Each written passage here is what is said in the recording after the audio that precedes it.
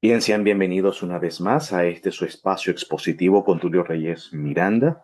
Y en esta ocasión, haciendo entrega de la lección número 6, ya vamos avanzando casi o prácticamente a la mitad de este trimestre de estudios sobre las epístolas a los filipenses y a los colosenses. Bueno, esta vez la lección número 6 se titula Confianza solo en Cristo. Y en esta sección comentaremos prácticamente el capítulo 3. Avanzaremos al capítulo 3 de la epístola a los filipenses y ya entramos en un tema bastante interesante. Bien, el capítulo 3 ya para entrar en materia, bueno, aquí vamos a dar unos argumentos o vamos a entrar en un tema bastante técnico, no tanto devocional, un tema técnico que desencadene un tema doctrinal, por ende, ¿ok?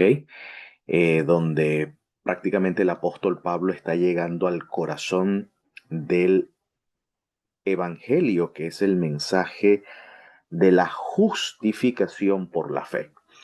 Entonces vamos a estudiar la justificación por la fe desde, eh, desde la epístola a los filipenses en el capítulo 3. Bien, la epístola, o mejor dicho, el capítulo 3 introduce de la siguiente manera. Estoy utilizando la versión Biblia de Jerusalén que señala lo siguiente. Por lo demás, hermanos míos, dice, alegraos en el Señor. Es decir, aquí hay una exhortación. Ok, hay una exhortación a mantener la alegría en el Señor. Obviamente el contexto viene siendo desarrollado desde el capítulo 1 y capítulo 2, que trata prácticamente del gozo en medio de la adversidad. Y bueno, ya el apóstol Pablo explicó las razones por la cual debemos alegrarnos en el Señor, porque a pesar de la adversidad, en este caso las cadenas, la persecución, por un lado, el Evangelio progresa porque muchos hermanos se han animado a predicar el Evangelio y hablar sin temor, ¿no? A las represalias que esto puede desencadenar. Ahora bien, luego entonces el texto dice, a mí no me resulta molesto volverles a escribir las mismas cosas. En cambio, a ustedes os da seguridad. Esto de volverlas a escribirles las mismas cosas da a entender como que el apóstol Pablo ya ha escrito ciertas cosas para la comunidad de Filipos. Y la pregunta es, ahora, ¿cuáles son esas otras cosas que el apóstol Pablo escribió para la comunidad de Filipos?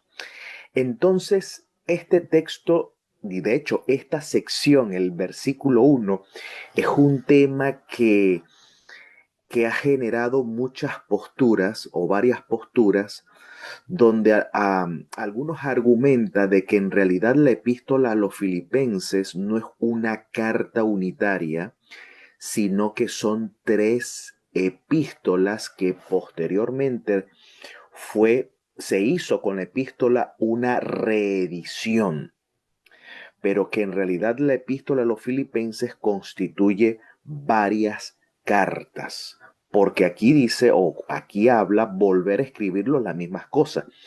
Por ende, no existe una epístola a una primera epístola a los filipenses, ni existe una segunda epístola a los filipenses o una tercera epístola a los filipenses. La epístola a los filipenses es una sola, pero aquí el apóstol da testimonio de que él ya ha escrito a los filipenses. Entonces, aquí el tema, hay una diatriba académica donde se sospecha de que Filipenses no es una epístola en sí unitaria, sino son tres epístolas. Y quiero ahora, en esta ocasión, dar los argumentos que favorecen la idea de que son tres epístolas y también el argumento de que favorece que es una epístola unitaria, es una carta unitaria.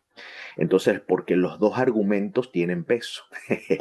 Los dos argumentos tienen peso pero quiero ponerles a la mesa de que existe esta discusión o este debate o esta diatriba en en el mundo académico. Entonces, el primer argumento, vamos a analizar primero los argumentos que favorecen de que la epístola a los filipenses son tres cartas compuestas, es decir, tres cartas entrelazadas o reeditadas posteriormente, pero que en realidad no es una, sino tres.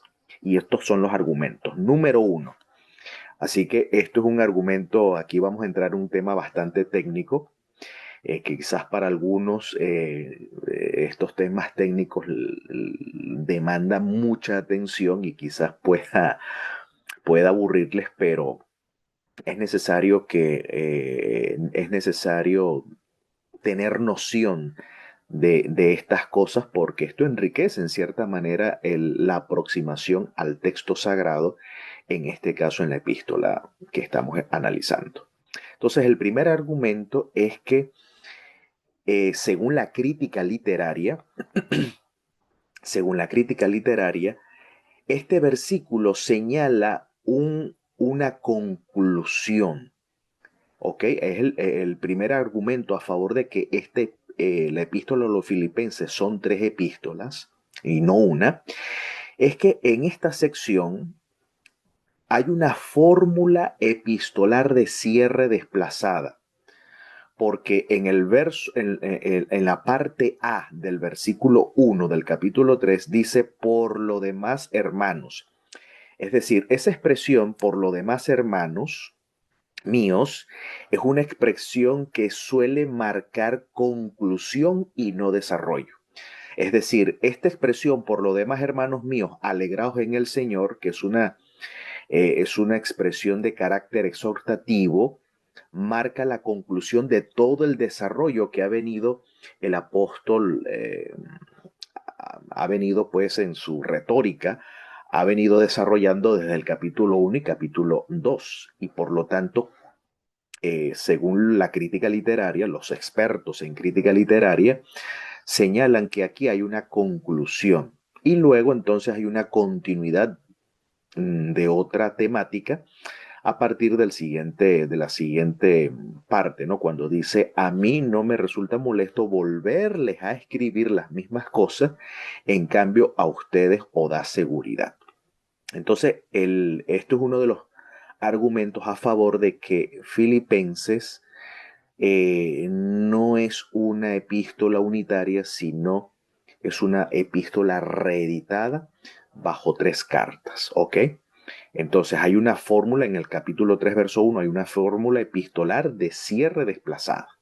Es decir, esto marca una conclusión y no un desarrollo. Eso es en primer lugar. Obviamente quien no está enterado o no maneja, no está familiarizado con la crítica literaria, obviamente pasa de largo y esto cree que eh, esto eh, es decir, pasa desapercibido, ¿no? Pero quienes están entrenados en esta especialidad, pues se pueden dar cuenta de estos detalles, ¿ok?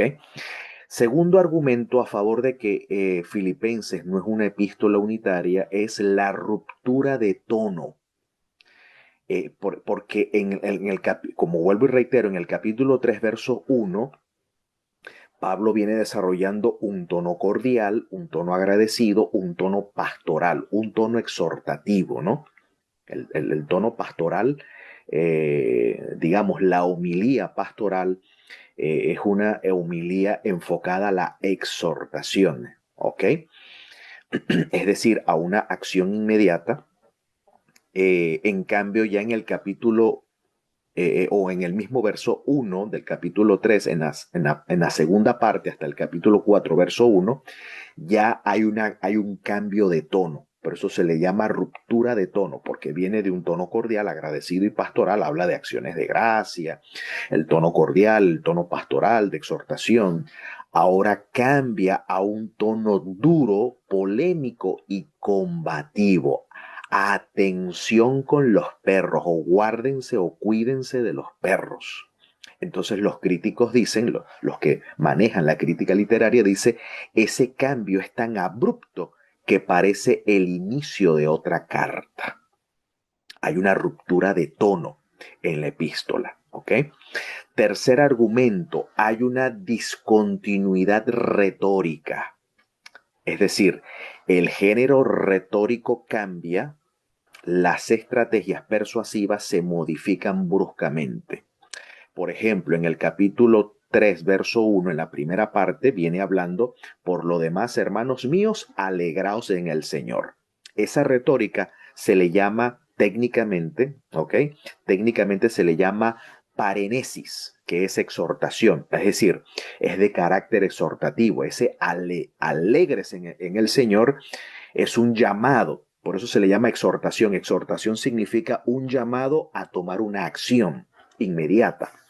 Y el llamado a la acción en este caso es alegrarse en el Señor. Y el contexto habla de gozarse en el Señor a pesar de las adversidades, ya sea las cadenas, ya sea los falsos hermanos, ya sea las persecuciones, etcétera. ¿Ok? En cambio, luego la retórica cambia en la segunda parte del verso 1, ya de una parenesis. Ahora cambia la retórica a una polemique, es decir, a una controversia. Cuarto argumento. Cuarto argumento es lo que se conoce como la costura literaria. Este es clave para la teoría de las cartas compuestas. Entonces, de los que argumentan de que Filipenses en realidad no es una carta, sino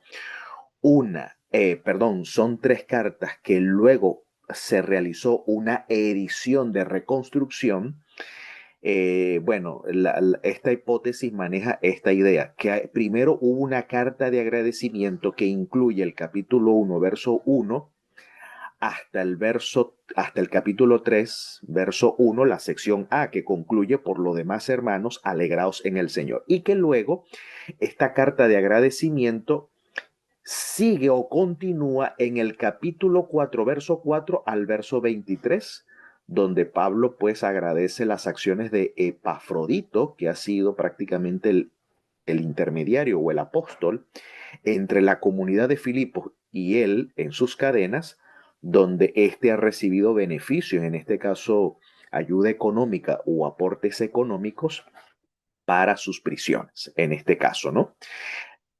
Por lo tanto, la segunda carta sería todo el capítulo 3 desde la parte o desde la sección B del versículo 1 hasta el capítulo 4, verso 1. Eso sería otra epístola, otra carta.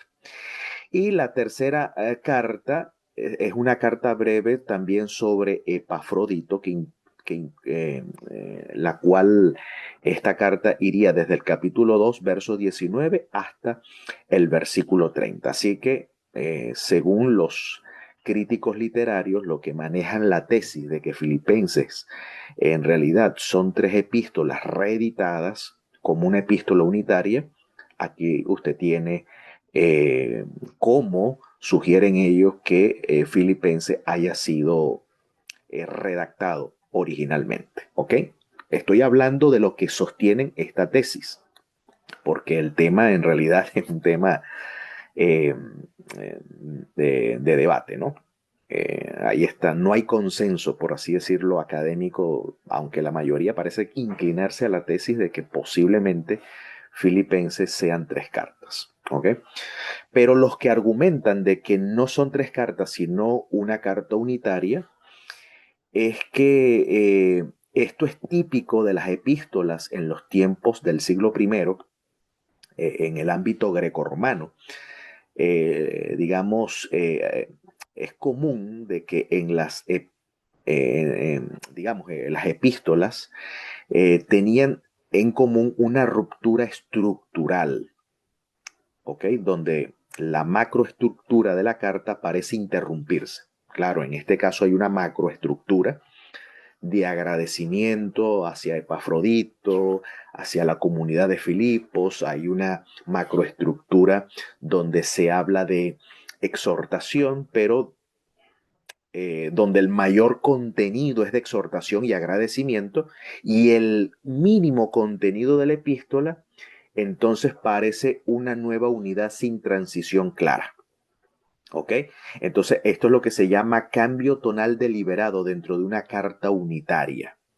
Otros lo llaman anacoluto. ¿Ok? Anacoluton. Bueno, un anacoluto, esto es una expresión técnica que significa en griego no consecuente. Es decir, es una incongruencia sintáctica, es decir, hay un desarrollo sintáctico, retórico del autor, del escritor, del geógrafo en este caso, producida cuando la estructura inicial de una oración ya no concuerda con la forma en que ésta se completa tanto en retórica y gramática. Es decir, viene desarrollando un tema y ahora el tema se corta y entra en otro tema. Y luego vuelve a retomar el tema que dejó pendiente. Entonces, estos se llaman anacolutos. En las epístolas paulinas, según el análisis literario, está lleno de anacolutos. Pablo desarrolla un tema, para el tema y entra en otro, entonces, y luego completa el tema que quedó pendiente. Entonces, o sea, hay unos cortes abruptos, ¿no? En cuanto al desarrollo de los temas del apóstol Pablo. Por eso a veces es difícil seguirle la pista o seguirle la idea, en este caso, al apóstol Pablo. Entonces, eh, bueno, en síntesis, los que argumentan a favor de que no, Filipenses es una carta unitaria, no son tres, sino una, es porque es común, y es cierto, es común en la literatura epistolar del siglo I, en el contexto greco-romano, de que las cartas tengan a veces rupturas estructurales y en este caso anacolutos. Y eso no, eso pues no sustenta o no prueba de que en realidad Filipenses sean tres cartas, sino en realidad una carta unitaria. Bueno, entonces está este debate y bueno, traigo estos debates pues a la mesa de ustedes para que ustedes eh, estén enterados pues sobre estos temas que se discuten desde el punto de vista del análisis literario. Pero ahora bien, sin duda alguna, aquí hay un cambio o hay una ruptura estructural. Aquí hay un cambio de la retórica. ¿Ok? Pablo viene hablando de una exhortación, ahora Pablo abruptamente cambia y como mencioné en el capítulo 3 verso 1, Pablo dice volver a escribirlos las mismas cosas. Bueno, ya expliqué los argumentos. Parece ser que Pablo viene a retomar las ideas del capítulo 1 y capítulo 2 o capítulo 4, ¿ok? Y aquí le da un tono distinto en este capítulo 3. Entonces no sabemos si en realidad Pablo escribió tres cartas, ¿ok? O escribió una y subdividió los temas de esta forma a través de anacolutos, ¿ok? O de cambios estructurales. Bueno, sea como haya sido el asunto, vamos a entrar en materia. Entonces ya aquí ya no hay un tono exhortativo, pastoral, sino ya un tono polémico, un tono controversial, que dice de la siguiente manera. Atención con los perros. Estoy leyendo la versión Biblia de Jerusalén. Es una versión que a mí me gusta, sinceramente. ¿Ok? No estoy con esto que quiero decir que, como algunos hermanos siempre preguntan que cuál versión es el que más se ajusta al original, ninguno, ninguno. ¿Ok? No hay una versión perfecta que se ajuste a los originales bíblicos. No existe una, sino que bueno, A mí me gusta la Biblia de Jerusalén por los pies de páginas, por las explicaciones y los aportes que da a los textos bíblicos, que me parecen en su mayoría, no todos obviamente, no todo es perfecto, pero en su mayoría me parecen bastantes pertinentes. Entonces, y su lenguaje, pues un lenguaje mucho más, a mi parecer, un lenguaje más actual, que pues digamos, puede transmitir una sintaxis mucho más cercana al idioma original. Pero no existe versión perfecta. No es que la esté recomendando que esto es inspiración divina, la versión, la Biblia de Jerusalén. No, no, para nada. Igual, como vuelvo y reitero, ya conocen mi forma de pensar. Uno se enriquece mejor accediendo al texto bíblico desde sus idiomas originales. Nada va a reemplazar este hecho. Entonces sigamos adelante. Dice, atención con los perros. ¿Ve? Atención con los embusteros. Esa es la palabra cuídense, ¿no? Atentos. Es decir, estén vigilantes, estén atentos. ¿Ok? Tengan cuidado con los embusteros y atención con la mutilación. ¿Ok? O con los mutiladores del cuerpo. Los mutiladores, así despectivamente el apóstol Pablo llama a los judaizantes. ¿Ok? Le llama perros, porque en el Salmo 22, en la Biblia hebrea, por ejemplo, en la literatura sapencial de los Salmos, especialmente el Salmo 22, si no más recuerdo versos 17, a los impíos, a los reshaim, como en el hebreo la palabra reshaim significa los malvados, se compara a perros. Quiere decir que esta gente son unos malvados, son unos reshaim, ¿ok? Porque son unos embaucadores, son unos embusteros, ¿ok? Y ellos promueven con su agenda de circuncidar a los gentiles, en su agenda de circuncidar a los gentiles, Pablo lo llama los mutiladores del cuerpo. O sea, para Pablo la circuncisión que estos practican es una mutilación. Esto es un insulto, esto es una ofensa para la sensibilidad religiosa judía, ¿no? Esto es prácticamente, esto raya en la herejía, ¿no? Llamar a la circuncisión una mutilación. Sí, me llama la atención el carácter enérgico, explosivo de Pablo, ¿no? Aquí vemos el perfil psicológico de Pablo. El hombre era de armas a tomar, ¿ok? Y llamar mutiladores a los que ejercen la circuncisión. Entonces, bueno, el apóstol Pablo continúa. Tengan en cuenta que los verdaderos circuncisos, y este es el tema, ahora entra el tema de la circuncisión. Entonces aquí hay una controversia con los que sostienen la tesis de la circuncisión, ¿no? Tengan en cuenta que los verdaderos circuncisos, dice el apóstol, somos nosotros. Es decir, los que ministramos en el Espíritu de Dios y nos gloriamos en el Mesías Yeshua. ¿Ok? Y nos gloriamos en el Mesías Yeshua o en el Mesías Jesús. ¿A qué Pablo se refiere con gloriarnos en el Mesías Jesús? Es decir, es gloriarse en la cruz. Porque para los judíos la cruz es señal de vergüenza. Es un sinónimo de maldición. Maldito todo aquel que es colgado en el madero. ¿Cómo Jesús puede ser el Mesías si murió colgado de la forma más vergonzosa? Prácticamente murió como un maldito de Dios, como un azotado de Dios, como un herido por Dios. Y pues algunos creen que este Jesús es un impostor porque muere, ¿ok? Muere, eh, y vaya qué forma de muerte, ¿no? Entonces, otra forma también de negar, de gloriarnos en Cristo o en Jesús Mesías es no padecer persecución por causa del mensaje de la cruz. Entonces Pablo dice, no, nosotros somos los que ministramos en el Espíritu de Dios. porque el apóstol Pablo señala, por ejemplo, en su primera epístola a los Corintios, capítulo 12, que nadie por el Espíritu de Dios llama anatema a Yeshua, porque Jesús era considerado un anatema, un separado de Dios a la destrucción, según la concepción judía e incrédula.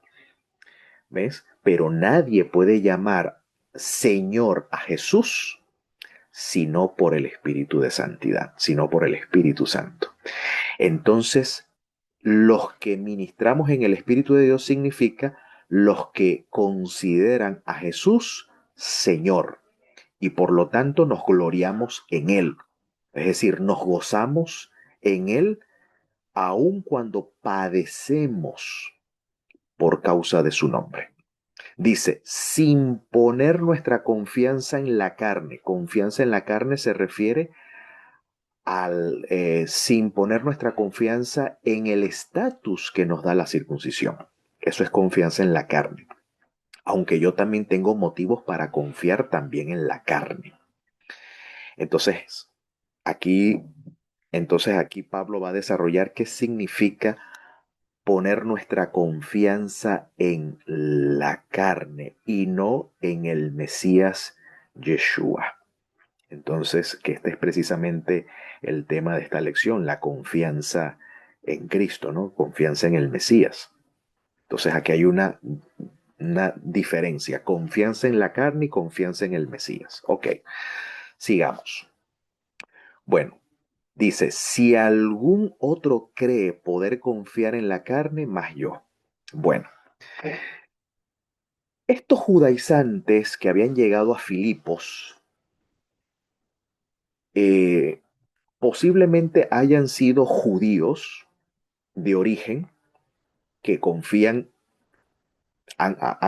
digamos, han recibido el Evangelio, pero todavía están enredados con su problema de identidad judía, con los temas de la circuncisión.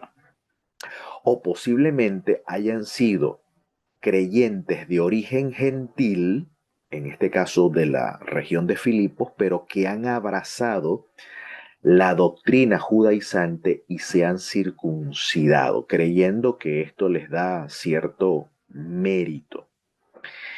Entonces parece ser que sea de que hayan sido judíos de origen, o sea que hayan sido creyentes gentiles de la zona de Filipos que se han sumado al partido judaizante o a la secta judaizante, sea lo uno, sea lo otro, el punto en cuestión es, el foco aquí en cuestión es que ellos confían en la carne.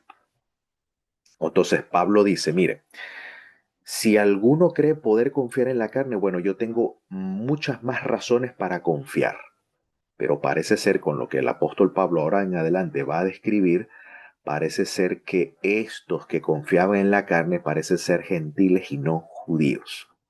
Porque qué razón tendría Pablo mencionarles a otro judío igual que él sus razones para confiar en la carne. Entonces aquí podemos deducir que probablemente estos que confiaban en la carne eran conversos gentiles a la fe en el Mesías, pero que se han dejado embaucar, ¿ok? Han sido persuadidos por el partido judaizante. Entonces Pablo va a dar razones. Mira, bueno, fui yo circuncidado al octavo día. Ustedes circuncidaron como adulto. Bueno, yo al octavo día tal cual como manda la Torah. En primer lugar. De hecho, pertenezco al linaje de Israel. Ustedes no, ustedes son allí tapamarillas. ¿Okay? Yo sí pertenezco al linaje de Israel. De hecho, a la tribu de Benjamín. Soy un hebreo parlante, soy un hebreo e hijo de hebreos. O sea, yo por mis venas corre sangre hebrea y de paso lo hablo como un nativo. Y en cuanto a la ley, soy de la secta más rigurosa, soy un parush, soy un puro, un separado, ¿ok? Un parush. Y en cuanto a celo, soy un perseguidor de la iglesia. Y en cuanto a la justicia, entiéndase aquí la palabra justicia que aquí estamos acostumbrados a, herencia que hemos recibido de la Reforma Protestante, de entender la palabra dikaiosune en griego, que se traduce como justicia, que esta palabra viene de los ambientes legales, y es cierto, desde el punto de vista etimológico del griego, la palabra dikaiosune pertenece a los ambientes legales, por eso la Reforma Protestante limita el concepto de justificación a los ambientes legales, a un contexto jurisprudencial. Pero lamentablemente la Reforma Protestante menospreció la tradición judía, donde la palabra justicia tiene un carácter polisémico, que no se restringe únicamente a los ambientes legales. De hecho, a veces la palabra justicia tiene la connotación de mérito, que es este caso. Aquí Pablo está hablando de su mérito que proporciona la ley. ¿Y cuál es el mérito que él ha ganado eh, por su observancia a la ley? De que ha recibido una reputación intachable. Ese es su mérito de acuerdo a la perspectiva humana. O sea, él se veía a sí mismo intachable según el mérito que da la ley. Ahora, quiero también mencionar que aquí, recuerden que el concepto de ley, Pablo habla como fariseo. Dentro de la tradición rabínica, cuando se habla de la ley, algunos creen que ley aquí tiene que ver con el decálogo o se limita el concepto de ley al Pentateuco. Pero los fariseos, en la creencia farisea, en la doctrina farisea, la ley implica dos leyes. Uno, la ley escrita y la ley oral. Los fariseos hablan de la Torah Shebitah, la Torah escrita, la que escribió Moisés o la que redactó Moisés de su puño y letra. Eso se le llama Torah Shebitah, Torah escrita, o lo que conocemos en Occidente como el famoso Pentateuco. ¿Ok? Pero también los fariseos manejan el concepto de la Torah Shebealpe, la Torah que procede de la boca. Así que aquí, cuando Pablo habla de ley, entiéndase tanto la ley escrita como la ley oral. Pablo habla de ambas. Por eso él habla aquí que en cuanto al mérito de la ley, o al mérito que proporciona la ley, tanto la escrita como la oral, aunque la escrita, según la concepción farisea, es parte de la tradición oral, así que para los fariseos la ley es más oral que escrita, ¿ok? Él era intachable. Bueno, hay un texto bíblico que prueba de que Pablo argumentaba también en base a la ley oral. Por ejemplo, en Primera de Corintios 7, cuando Pablo habla del matrimonio, dice Pablo, hablo a los que conocen la ley, hablo a los que conocen la Torá, que cuando una mujer está casada con un hombre, dice, está sujeta a su marido hasta que éste muera. Fíjense ustedes, busquen en todo el Antiguo Testamento, desde Génesis hasta Malaquía, donde dice que la mujer está sujeta a su marido en cuanto éste vive y una vez que éste muera ya queda disuelto su subordinación a su marido. ¿Dónde está eso en la ley escrita? Ustedes pueden buscar por una concordancia, busquen la palabra divorcio en la concordancia Strong, rastren en toda la Biblia, ustedes no van a encontrar un texto que fundamente eso. Eso que Pablo menciona en 1 Corintios 7, eso es de la ley oral. Eso procede de la ley de la Torah Shebealpe, de la Torah que procede de la boca. Eso no está escrito en ninguna parte. Eso procede de la ley oral. ¿Ok? Entonces, fíjense que por eso Pablo dice, hablan los que conocen la ley. Pablo está hablando desde la ley oral, ¿ok? No de la Torah escrita. Entonces, Pablo está hablando de los procedimientos legales de la comunidad del pacto, de la cual Pablo estaba familiarizado. Era un parush, un fariseo, está está enterado, está entrenado en jurisprudencia legal en la comunidad judía. Es un especialista, incluso algunos fariseos ejercían la función de jueces y también la función de un dayán. Un dayán es un abogado. ¿Ok? Entonces, Pablo habla entonces de este mérito en cuanto a, en cuanto al mérito que proporciona la ley, en especial la ley oral. Pablo seguía toda la legislación, toda la jurisprudencia, todo el ámbito legal de la ley oral, lo que se conocía hasta el día de hoy, lo que se conoce como la alajá. ¿Okay? La alajá tiene que ver con la jurisprudencia, tiene que ver con la legalidad de, de juicio dentro de la comunidad. Entonces, ¿por qué Pablo habla de este mérito de la ley? Bueno, Pablo utiliza un sintagma, una expresión común que es obras de ley, que en el siglo primero era muy común, ¿ok? Que era muy común y no está hablando de mi obediencia a la ley, como en Occidente se entiende, no. Obras de ley se está hablando de cuáles son los procedimientos a seguir en determinados casos según la tradición oral o según la tradición de los ancianos, por así decirlo, en cuanto a la práctica de un determinado precepto. ¿Ves? Por ejemplo, la observancia del sábado tiene una legislación, tiene unos procedimientos a seguir según sea el caso. Por ejemplo, cómo se observa el Shabbat cuando una persona cae en enfermedad, que tiene que realizar ciertos tratamientos que implica cierta labor y cierta transgresión directa a la letra de la ley. Entonces, bueno, hay un corpus legal de observancia, de procedimiento para un caso de enfermedad o para un caso de un viaje o para un caso de secuestro, en fin.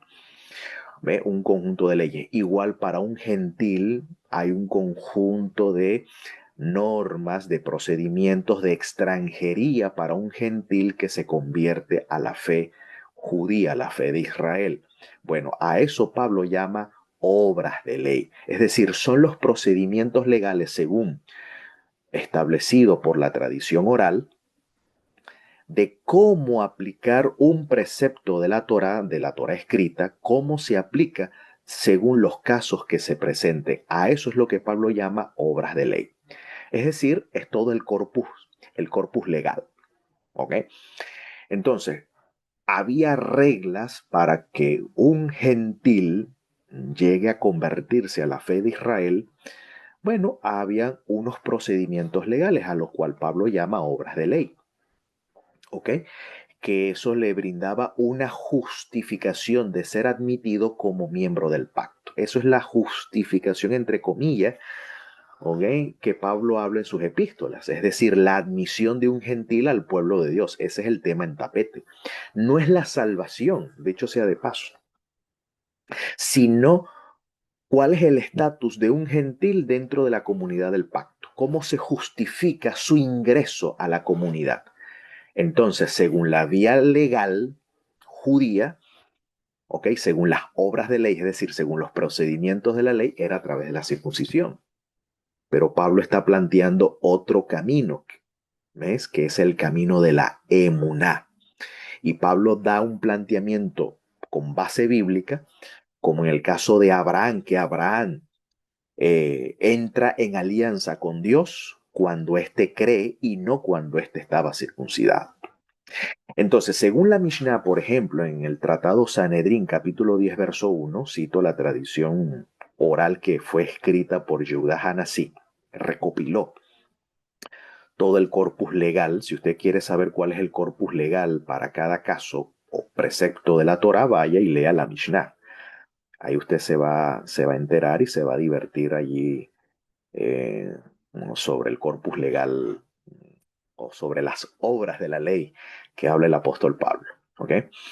Entonces, por ejemplo, en el Tratado Sanedrín dice lo siguiente: Kol Yisrael yes lahem helek leolam haba. Es decir, todo Israel tiene una porción en el mundo venidero. Dice esta sentencia, y esto es una creencia farisea. De hecho, el judaísmo ortodoxo cree en esta sentencia hasta el día de hoy. Es decir, todo el pueblo judío tiene entrada al mundo venidero. Ahora, la pregunta es, ¿qué es lo que a un judío le da la identidad de ser Israel? Pues no es solamente ser descendiente de Abraham. No es solamente pertenecer a una tribu, como el apóstol Pablo resalta. Porque Pablo, fíjense que va desde lo más importante, cuando Pablo tiene razones para justificarse en la carne, va desde la base. Y lo primero que menciona es la circuncisión. Porque lo que le da identidad, recuerden que la circuncisión es un marcador de identidad. Entonces, es decir, ¿cómo era considerada? O sea, ¿qué criterios tenía el pueblo judío sobre la circuncisión en el periodo del Segundo Templo? Primero, la circuncisión, como el mismo Pablo pregunta, ¿qué ventaja tiene la judeidad o qué ventajas tiene la circuncisión? O sea, de muchas formas tiene ventaja la circuncisión. ¿Ves? Solo que Pablo no las menciona, pero bueno, cuando uno analiza el judaísmo del Segundo Templo, estas eran las ventajas. Primero, era un marcador visible de pertenencia a Israel. Timoteo, por ejemplo, era judío de sangre, pero no estaba circuncidado. Por lo tanto, para los judíos, Timoteo no tiene ese marcador visible de que pertenece a Israel. Lo que te da pertenencia de ser Israel es la circuncisión, no tanto el linaje. Sí, el linaje cuenta, pero más que eso es la circuncisión. Por eso que un gentil que se circuncida es un verdadero judío. ¿Ok? De hecho que dice la tradición judía, la tradición oral, que un gentil versado en la Torá llega a ser un erudito en Torá, dice que tiene mayor mérito que un sumo sacerdote, que un hijo de Aarón, que un descendiente de Aarón, imagínense ustedes. Eso está por ahí, creo que en Pirkei Avot, por allí. Entonces, la circuncisión es un marcador visible de pertenencia a Israel. Eso es lo que te da identidad étnica y religiosa. Segundo, le da ventaja legal y ritual, porque solamente los judíos circuncidados podían entrar al templo. Un Timoteo, por ejemplo, no circuncidado, no podía entrar al templo, aunque fuese judío, aunque fuese de madre judía, no podía entrar al templo, solo los circuncisos. Ve participación en los sacrificios, por ejemplo, comer la Pascua. Era un requerimiento para comer la Pascua estar circuncidado. Ningún gentil incircunciso podía comer la Pascua. Tenía que mutilarse, como dice el apóstol Pablo. Y por ende recibir instrucción religiosa formal. Por ejemplo, Pablo, para poder educarse con Gamliel, tenía que estar circuncidado. Un incircunciso no tenía acceso, ¿ok?, a una formación rabínica. No podía tener estos privilegios. También la circuncisión le daba estatus social y político, es decir, en comunidades judías bajo el dominio helenístico romano, la circuncisión era una señal de lealtad a su identidad judía. No estar circuncidado era despreciar su identidad o su pertenencia al pueblo de Israel. ¿Ves? Entonces, miren qué importante es conocer el contexto sociocultural de la época para entender la validez que el partido judaizante le daba a la circuncisión. No era cualquier cosa. Pero mira ahora lo que el apóstol Pablo va a decir. Pero lo que antes consideré ganancia, aquí Pablo emplea lenguajes del comercio, de las pérdidas, de las ganancias, ¿ok? Del profit, del saldo negativo, etcétera. Pero lo que antes consideré como ganancia, que era esta confianza en la carne de la cual viene hablando, ¿ok? Al principio, él consideraba esto como ganancia, el haberse educado con Gamaliel, haber sido circuncidado al octavo día, ser del linaje de Israel, pertenecer a la tribu de Benjamín, ser un nativo hebreo, parlaba o hablaba el hebreo como nativo. Ahora lo tengo como pérdida a causa del Mesías. Mas aún juzgo que todo esto es pérdida ante la sublimidad del conocimiento del Mesías Jesús, del Mesías Yeshua, o Jesús, mi Señor. Por él perdí todas las cosas, incluso la tengo por desecho. La palabra griega desecho aquí implica los excrementos humanos, ¿ok? Aunque, donde esa palabra, pues en español, en ciertos círculos, la palabra es bastante vulgar. ¿Ok? Ya ustedes sabrán a qué me refiero los que están familiarizados con el contexto latino o con el contexto hispanoamericano. ¿Ok? Pero las tengo y esa palabra es fuerte. ¿Ok? Aquí decentemente traducimos como desecho, pero en el griego koiné es una palabra vulgar. ¿Ok? Incluso las tengo por desecho para ganar al Mesías. Es decir, esta palabra es una lisura. Vayan al diccionario que significa lisura.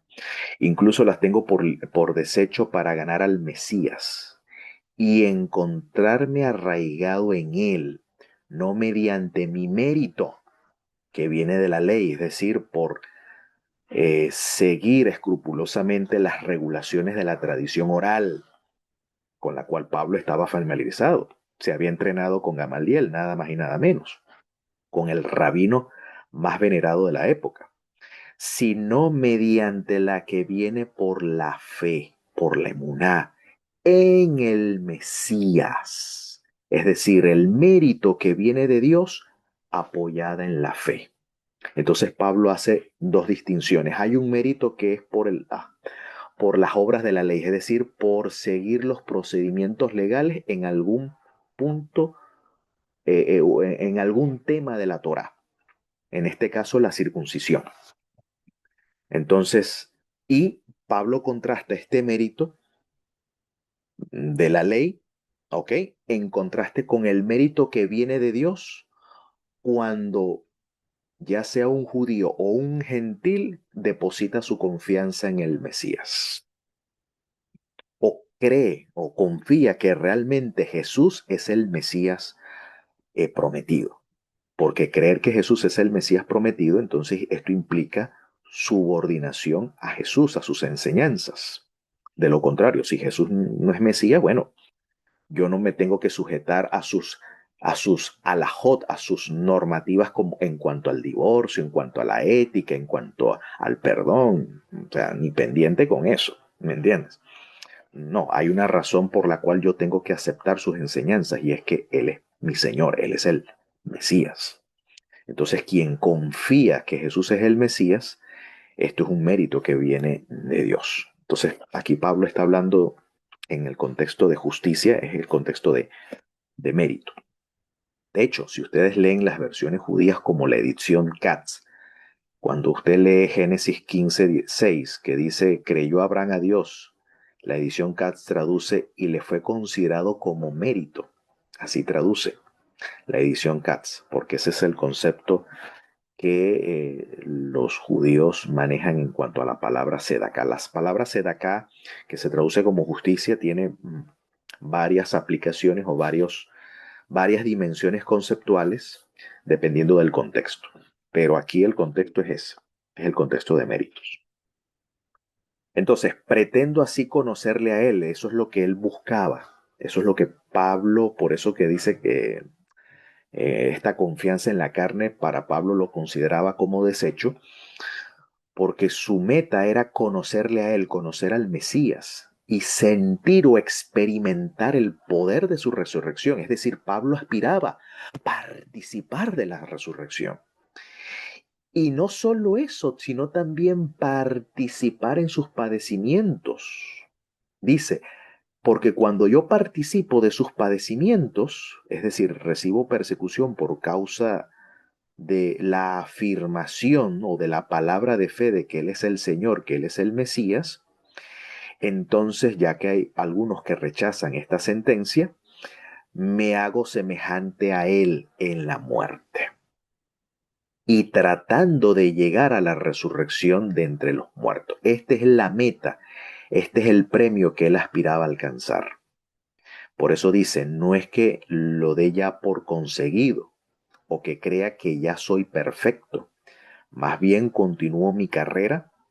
Aquí Pablo está hablando de aquellas carreras pedestres de la antigua Grecia.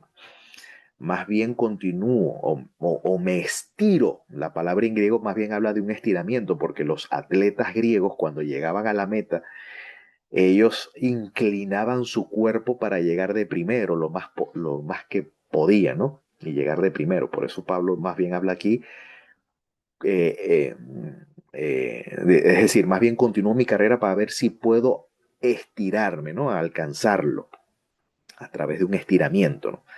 Entonces estiro mi carrera para ver si puedo alcanzar aquello. Como el Mesías Jesús me alcanzó a mí. Por mi parte, hermanos, no creo haberlo conseguido todavía. Pablo aquí no está hablando de una perfección moral, que esto es el enredo de muchos que no, que algunos argumentan de que no es posible en este mundo guardar la ley de Dios. No, mi hermano, el texto en su contexto. Aquí el contexto no es de perfección moral. Aquí el tema es la meta. ¿Cuál meta está hablando? Estas metas. Uno, conocerle a Él. Ahora, Pablo conocía a su Señor, pero él creía que ese conocimiento era progresivo. Experimentar la resurrección e incluso participar en sus padecimientos, haciéndome semejante a Él en la muerte. Entonces, esta es la meta de la cual Pablo trata, ¿ve? Tratando de llegar a la resurrección de entre los muertos. Esa es la meta, ese es el premio del cual él habla. Sin embargo, olvido lo que dejé atrás, es decir, su confianza en la carne, y me estiro, ¿ok? A lo que está por delante, a la meta, ¿no? Corriendo hacia la meta, al premio que Dios me llama desde lo alto en el Mesías Jesús. Así pues, todos los perfectos tengamos estos sentimientos. Esto es interesante.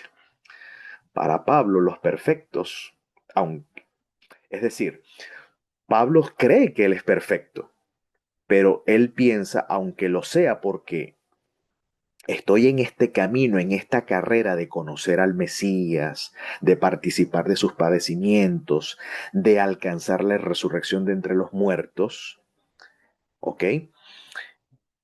Pablo caminaba en este camino que ya de por sí era el camino perfecto, sin embargo, mantenía los sentimientos de uno como que no lo había alcanzado. Es decir, esto es el sentimiento de un militante. No somos triunfantes, aunque en el Mesías lo somos, ¿ok?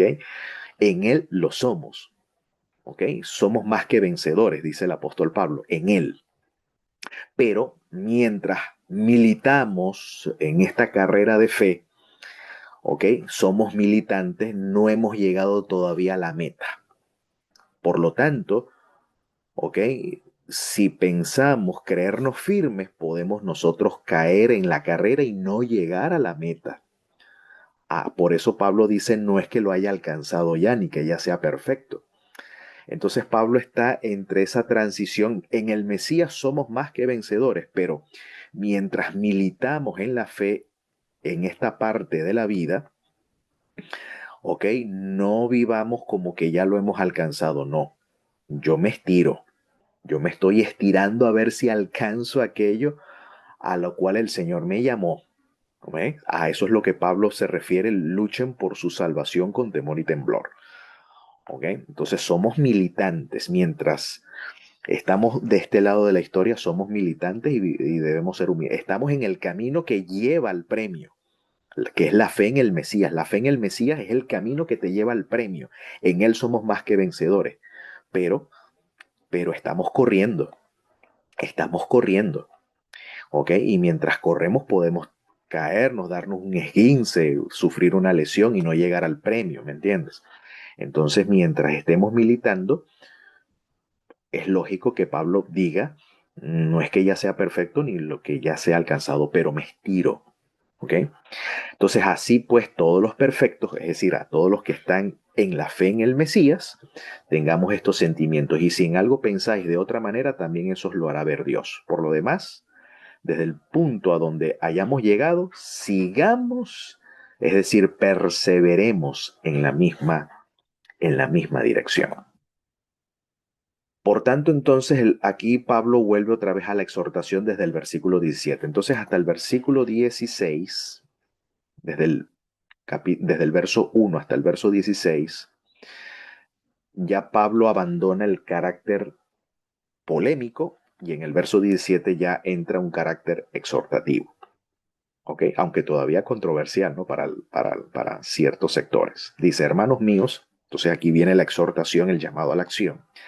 Sean imitadores míos y fíjense o enfóquense en los que viven según el modelo que veis en nosotros.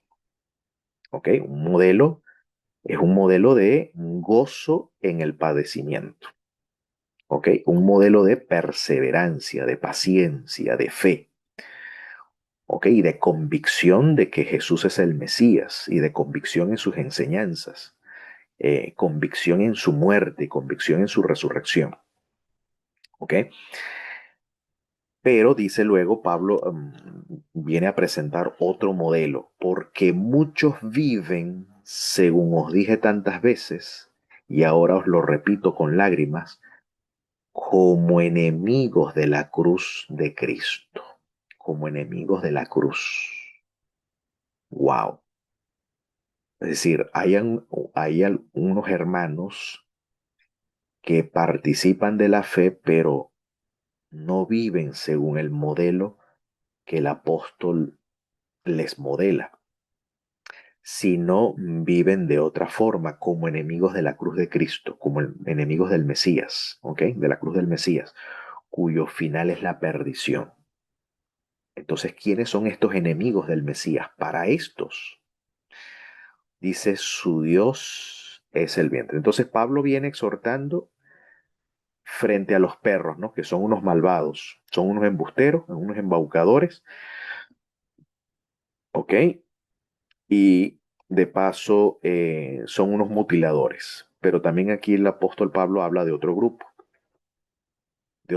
de hermanos que también son enemigos de la cruz, no solamente los que promueven la doctrina de la circuncisión, sino también hay otros enemigos de la cruz que no siguen el modelo paulino, sino que dice, para esto su Dios es el vientre. Ya vamos a explicar qué quiere decir Pablo con esto. Su gloria es lo vergonzoso y su apetencia es lo terreno. ¿Ves? En cambio nosotros somos ciudadanos del cielo. Recuerden que para los filipenses la ciudadanía romana era muy preciada, era un tesoro muy preciado la ciudadanía romana, como hoy en día tener la ciudadanía norteamericana o pertenecer a la comunidad europea. Muchos valoran un pasaporte europeo, un pasaporte español, un pasaporte italiano. ¿Okay? Muchos valoran ese estatus legal y migratorio, ¿no? Como los filipenses que eran ciudadanos romanos valoraban su ciudadanía romana, ¿no? Los beneficios, las ventajas que esta ciudadanía le podía proporcionar, que de hecho sea Pablo las tenía. Dicho sea de paso, Pablo las tenía, ¿no? Pero dice Pablo, no, nosotros tenemos una ciudadanía mejor y es la celestial, de donde esperamos como Salvador al Señor Jesús Mesías, el cual transfigurará. ¿Ok? Esta es la meta a la cual Pablo aspira a alcanzar, transfigurará nuestro pobre cuerpo, o sea, esto vergonzoso, esto terrenal, ¿no? A la imagen de su cuerpo glorioso en virtud del poder que tiene de someter así todas las cosas. Y hasta aquí culmina entonces el capítulo 3. Pero ¿qué quiere decir Pablo? Estos cuyo Dios es el vientre. ¿Qué quiere decir eso de del Dios es el vientre? Su gloria lo vergonzoso y su apetencia lo terreno. Bueno, en la tradición judía Esto procede de la tradición judía. En la carta de Aristeas, por ejemplo, se menciona que hay una distinción entre los hombres de Dios, los Ish HaElohim, que son los que adoran al Dios verdadero, en contraste con los hombres de comida, bebida y vestido. A esto es lo que se refiere Jesús cuando dice los hombres que se afanan, qué comeremos, qué beberemos, qué vestiremos, como los gentiles, ¿no? Bueno, en la carta de Aristea se habla de esto contraste, el hombre de Dios y los hombres de comida, bebida y vestido. O sea, solamente su enfoque está en estas cosas. A estas personas de comida, bebida y vestido en la carta de Aristea se le llama a esas personas los Balei Hanaah, que significa hombres de indulgencia en la literatura rabínica. ¿Qué quiere decir eso, hombres de indulgencia? Dejemos que la misma tradición rabínica nos explique. En la tradición rabínica, los hombres de indulgencia se encuentra la expresión Balei Hanaah, que suele traducirse como hombres de indulgencia, que quiere decir amantes del placer o solamente aman el beneficio propio, que únicamente buscan lo suyo propio. Para los rabinos, son personas que buscan su propio beneficio, placer, riqueza, estatus, comodidad, etc. Lo que van detrás del billete, ¿okay? Lo que van detrás de la comodidad, que van detrás del estatus. Segundo, son los que priorizan lo material, comida, bebida, vestimenta, poder por encima de la Torah y la ética. Es decir, no tienen escrúpulos para violar un precepto con tal de conseguir esto. ¿Okay? ¿Qué sábado ni qué sábado? ¿Okay? O me gusta aquella mujer, no importa que haya sido divorciada por motivos no causales bíblicamente, en fin. ¿Ok? Se prioriza lo material, comida, bebida, vestimenta, poder por encima de la ética de la Torah. ¿Ok? Violan la ética de la Torah porque su prioridad es lo material, no la Torah. Usan su posición o conocimiento para ventaja personal, no para servir a Dios o a la comunidad. Y viven sin respeto, es decir, sin yirat hashamayim, que es decir, temor al cielo o el temor a Dios. Entonces, esos son los Valei Hanah, es decir, los hombres de indulgencia, a lo cual Pablo llama su Dios es el vientre. Su Dios es el vientre no es otra cosa, una forma de decir su Dios es el dinero. Su Dios es Mamón. Solamente van detrás del beneficio propio. Entonces, esta gente son o lo opuesto al ideal del hombre de Dios, del Ish Elohim, cuya vida está orientada al servicio divino y a la justicia. Por ejemplo, hay una máxima rabínica que dice, desde que aumentaron los hombres de indulgencia, los Baalei Haná, cesó el respeto por la Torá y la justicia se corrompió. Para la tradición rabínica, cuando los líderes o figuras influyentes se vuelven Baalei Haná, la Torá pierde autoridad y el sistema de justicia se degrada, porque las decisiones se toman por interés y no por la verdad. ¿Ves? Y la tradición rabínica tiene un ejemplo bíblico, el ejemplo de Shebna. Cuando Rabí Eleazar llama a Shebna, funcionario del rey Ezequías, el Rabí Eleazar lo llama, ese es un Baal Haná. Lo acusa implícitamente de corrupción, oportunismo político, muy común hoy en día, y de anteponer su provecho personal.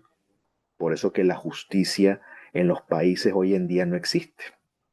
¿Ok? Eso está de periódico prácticamente estos Baalei Haná. O sea, hombres que ocupan una posición para administrar justicia y en vez de administrar justicia hacen corrupción, roban, hay oportunismo político, anteponen su provecho personal y este es el mal de los gobernantes de hoy en día, ¿ok? Al bien del pueblo y a la voluntad de Dios. Entonces, por eso que no hay justicia y todo esto es un caos la crisis que hoy en día se vive, porque no hay esos hombres como la Torah sugiere, hombres de verdad que aborrezcan el soborno, que aborrezcan el premio, ¿ok? Hombres que sean temerosos de Dios, hombres fieles, hombres confiables, ¿ok? Entonces,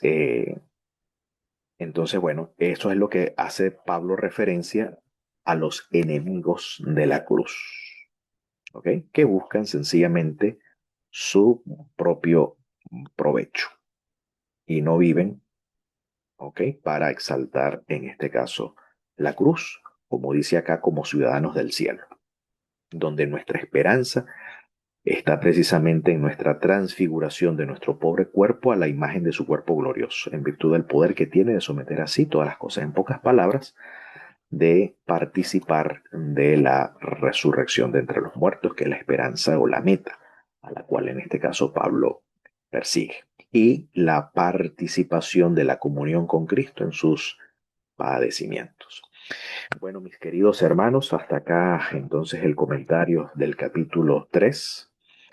Quiera pues el Señor darnos la gracia, el poder, la fe de imitar este modelo apostólico, ¿ok? De fijarnos en este modelo apostólico, en el modelo de Tito, en el modelo de Pafrodito y en el modelo del Mesías, hasta que éste vuelva pronto y en nuestros días, y a ello pues digamos amén. Bendiciones a todos.